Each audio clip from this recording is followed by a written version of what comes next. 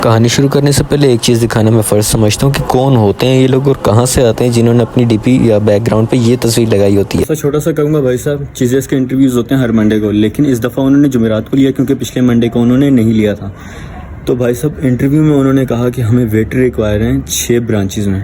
अब उन्होंने कहा कि हमें वेटर रिक्वायर्ड हैं, लेकिन वहाँ पे 500-400 बंदा कैसे आ गया कि भाई कोई किचन का है वो भी वेटर के लिए आ गया, कोई ऑर्डर टेकर है तो वो भी वेटर के लिए आ गया, कोई हेल्पर है वो भी वेटर के लिए आ गया, राइडर है वो भी वेटर के लिए आ गया। उन्होंने गेट पे एक बंदा खड़ा किया हुआ था जो देख रहा था सब किसी भी। अगर उस पर लिखा होता था कि किचन का एक्सपीरियंस है वो वापस भेज रहा था, अगर उस पर लिखा होता हम कैशियर हैं उसको वापस भेज रहा था, अगर वो हेल्पर है उसको वापस भेज रहा था। सिर्फ और सिर्फ सीवी पे अगर उन्होंने वेटर की रिक्वायरमेंट कही है तो सीवी पे वेटर ही लिखा होना चाहिए, ये नहीं कि झूठ मूठ का। हकीकत में आपको वेटर का ही काम आना चाहिए, उसके अलावा काम एक्सेप्ट नहीं किया जाएगा। उसके बाद जो नीचे बंदा खड़ा हुआ था वो सबका नंबर अलॉट करके ऊपर भेज रहा था। मैं सुबह 10 बजे गया था और मेरा नंबर जो लगा था भाई साहब वो कोई 143 मेरा नंबर लगा था।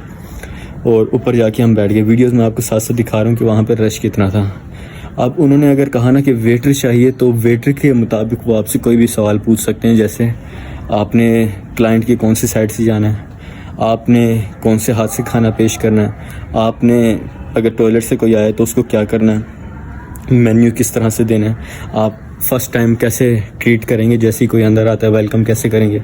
वेटर का A to Z वो चीज़ पूछते हैं। आपने बसिंग कैसे करनी है, आपने प्लेट्स वापस उठानी कैसे हैं, ये सब कुछ वो पूछते हैं। अगर आप वेटर हैं, आपने काम किया हुआ है तो फिर आपको पता होगा। अब भाई साहब मैं चीज़ें पे क्यों गया, वहाँ के सैलरी पैकेजेस जो हैं वो बहुत ज़्यादा फ्रेंडली हैं।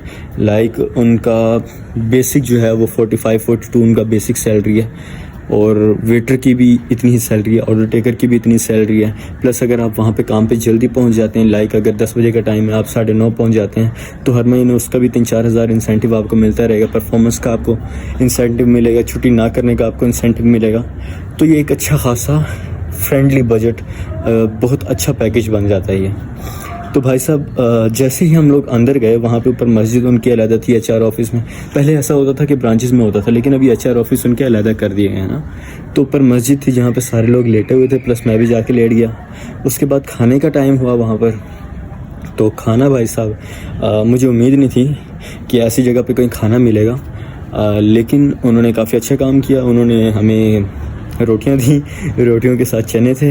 आज मेरी तबीयत बहुत ज़्यादा ख़राब थी, इस वजह से मैं सही से बात नहीं कर पा रहा और वीडियो भी इतने टाइम से नहीं आई। तो भाई साहब उन्होंने रोटी और चने का खाना दिया हमारे को, पेट भर के सब ने किया। और फिर हम दोबारा से मस्ताने के लिए सोने के लिए चले गए। अज़ानें होने वाली हैं, कहानी भी यहाँ पे ख़त्म हो गई, लेकिन मेरी सिलेक्शन हुई कि नहीं ये नहीं पता। लेकिन बहुत सारे ऐसे लोग थे जो CV पे उल्टा सीधा लिखवा के आए हुए थे। अगर उनका एक्सपीरियंस है तब भी उन्होंने कुछ उल्टा सीधा लिखवाया हुआ था, अगर उनको एक्सपीरियंस नहीं है तो वो झूठा एक्सपीरियंस लिखवा के आए थे। रिमाइंड कर लें, अगर कोई पाकिस्तान में अच्छा काम करना चाहता है तो बराए मेहरबानी उसको करने दो, उसके साथ फ्रॉड ना करो। चीज़ वाहिद कंपनी मुझे लगी कि भाई साहब प्राइवेट है लेकिन पाकिस्तान में बहुत अच्छा काम कर रही है, वो अच्छी सैलरीज प्रोवाइड कर रही है, तो उसको अच्छा रहने दो। उसको ऐसा ना करो कि भाई साहब उसने वेटर मांगे तो तुम जाके डिलीवरी से उठ के वेटर के लिए चले जाओ, अगर उसने डिलीवरी का मांगे तुम हेल्पर से चले डिलीवरी के लिए। इस तरह ना करो। अगर वो काम करना चाहते हैं उसको करने दो।